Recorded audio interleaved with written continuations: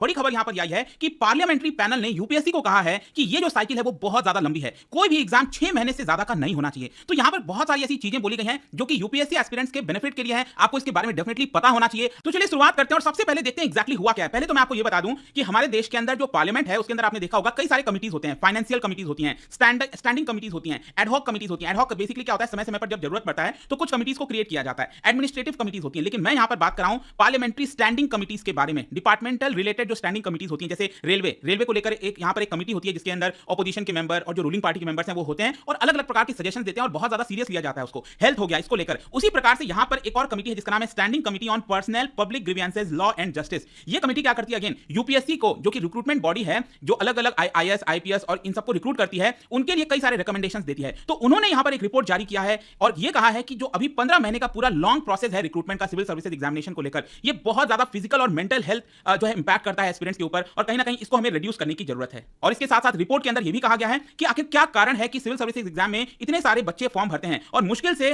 50% के आसपास ही टर्नआउट होते हैं, मतलब एफपीएस सिर्फ 50% के आसपास होते हैं। तो उसके ऊपर भी हमें सोचना पड़ेगा। ठीक है, इसको लेकर मैं आपको आगे डिटेल से बताऊंगा, लेकिन अभी करंट पैटर्न के बारे में हम सभी जानते हैं कि जो यूपीएससी का एग्जाम है वो 3 स्टेजेस से होता है। प्रीलिम्स का एग्जाम होता है जो कि क्वालीफाई आपको करना होता है जस्ट ताकि आप मेंस में जा सकें, और मेंस वाला और इंटरव्यू दोनों मिलाकर यहां पर आपके जो मार्क्स आते हैं और उसके बेसिस पर जो रैंक होती है वो डिसाइड करती है कि आपको आईएएस मिलेगा, आईपीएस मिलेगा या फिर आईआरएस, जो भी चीज है वो उसके हिसाब से होता है। और एवरेज टाइम अगर हम देखें, मतलब जब नोटिफिकेशन, जैसे इस बार का फॉर एग्जांपल मैं आपको बताऊं तो अभी नोटिफिकेशन कब आया था, फरवरी के महीने में आया था सिविल सर्विसेज के लिए। आपको फॉर्म वगैरह फिल करना होता है ताकि आप 28 मई को ये वाला जो एग्जाम है प्रीलिम्स का वो लिख सकें। तो 28 मई को प्रीलिम्स का एग्जाम होगा, फिर उसके 3-4 महीने के बाद मेंस का एग्जाम होगा, फिर उसके कुछ महीने के बाद इंटरव्यू का एग्जाम होगा। तो ले देके आप कह सकते हैं कि 2024 में अप्रैल के आसपास ये पूरा रिजल्ट आएगा, अप्रैल के आसपास फाइनल रिजल्ट आएगा 2024 में, अभी जो एग्जाम प्रोसेस स्टार्ट हो रहा है। तो मतलब 15 महीने के आसपास लग गए, फरवरी से लेकर अगले साल अप्रैल मई तक अगर आप देखो तो ये 15 महीने बहुत ज्यादा लंबा हो जाता है। इसलिए कमेटी का कहना है कि यहां पर हमें उसको रिड्यूस करके 6 महीने करने की जरूरत है। सोच के देखिए, 15 महीने का पूरा प्रोसेस 6 महीने के अंदर हो जाना चाहिए, ऐसा पार्लियामेंट्री स्टैंडिंग कमेटी ने कहा है। क्योंकि उनका ऐसा मानना है कि बहुत सारे जो बच्चे हैं, जो एस्पिरेंट्स, और हम सबको पता है जो भी लोग इस एग्जाम को दिए हैं, इस प्रोसेस से गुजरे हैं, हम सबको पता है कि हमारे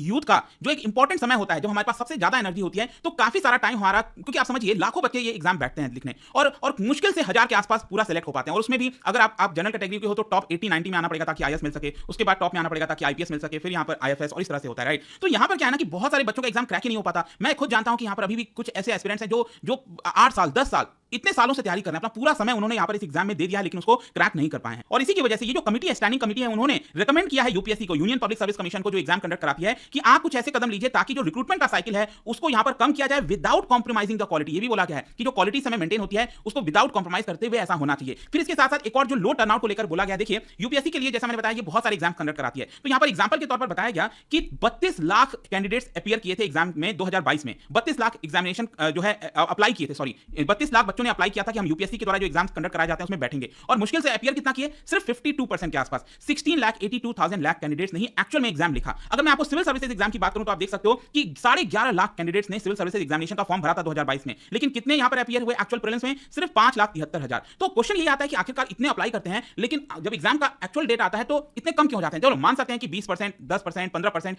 इतने बच्चे नहीं आ रहे हैं, कभी कोई प्रॉब्लम हो गया, अचानक से कोई हादसा हो गया तो अपीयर नहीं होते हैं बच्चे, लेकिन 50%, मतलब 100 बच्चे अप्लाई करें तो सिर्फ 50 बच्चे ही अपीयर होंगे। तो इसका कारण क्या है, ये पूछा है कमिटी ने कि यूपीएससी को ये देखना चाहिए। और साथ ही साथ यूपीएससी ये, क्योंकि आप अगर फॉर्म भर रहे हो तो आपको फीस पे करनी होती है, भले ही 100 रुपए हो यूपीएससी का, तो वो 5 साल में यूपीएससी ने कितना फी पे किया, कितना कलेक्ट किया, उसका क्या यूटिलाइजेशन किया, उसको लेकर भी कमिटी ने यूपीएससी से सवाल पूछा है। और इन सारी चीजों को देखते हुए पार्लियामेंट की कमिटी ने बोला है कि आपको एक एक्सपर्ट कमिटी बनानी चाहिए, यूपीएससी को एक एक्सपर्ट कमिटी बनानी चाहिए और उनको देखना चाहिए इन सारी चीजों को कि क्या किया जा सकता है। और साथ ही साथ ये भी कहा है, अक्सर आप सुनते होंगे कि बोला जाता है कि भेदभाव होता है, जो English medium educated urban candidates होते हैं और अगर वहीं नॉन इंग्लिश मीडियम कोई स्टूडेंट है रूरल एरिया से, तो उनके बीच में जो भेदभाव होता है उसको लेकर जो एक्सपर्ट कमिटी है वो एग्जामिन करे कि उसमें क्या बदलाव किया जा सकता है। ऑल्दो यहां पर बोला गया है कि पिछले 10 वर्षों से, अगर पिछले कई वर्षों से आप देखोगे तो यूपीएससी समय समय पर चेंजेस करता रहता है ताकि यहां पर चीजों को सुधार लाई जा सके, लेकिन वो चेंज करने के बाद क्या इंपैक्ट आया, क्या बदलाव हुआ, उसको लेकर अभी तक प्रॉपर एग्जामिनेशन नहीं किया गया। तो इसी की वजह से एक प्रॉपर एक्सपर्ट कमिटी बनानी चाहिए यूपीएससी को ताकि इसको लेकर पूरा अच्छे से जांच हो सके। फिर साथ ही साथ ये भी बोला गया है कि कई बार क्या होता है कि कुछ बच्चे साइंस बैकग्राउंड से आ रहे हैं, कुछ बच्चे कॉमर्स बैकग्राउंड से, कुछ आर्ट्स के बैकग्राउंड से,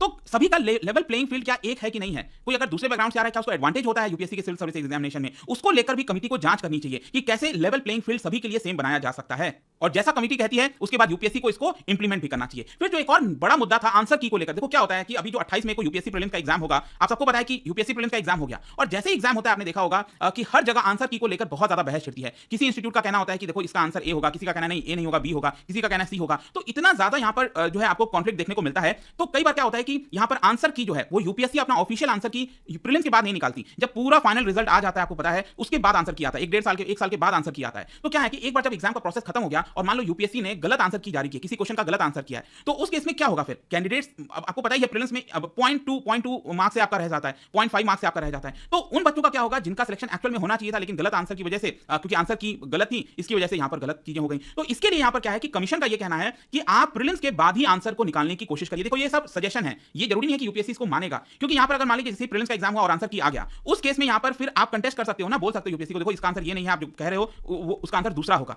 तो ताकि एक फेयरनेस हो सके एग्जाम के अंदर, तो इसको लेकर भी एक बड़ा मुद्दा है, देखना होगा यूपीएससी इसको एक्सेप्ट करता है कि नहीं। लेकिन ओवरऑल यहां पर कमिटी ने यही कहा है कि बहुत सारे हमें बदलाव करने की जरूरत है ताकि एग्जाम की जो ट्रांसपेरेंसी है, फेयरनेस है,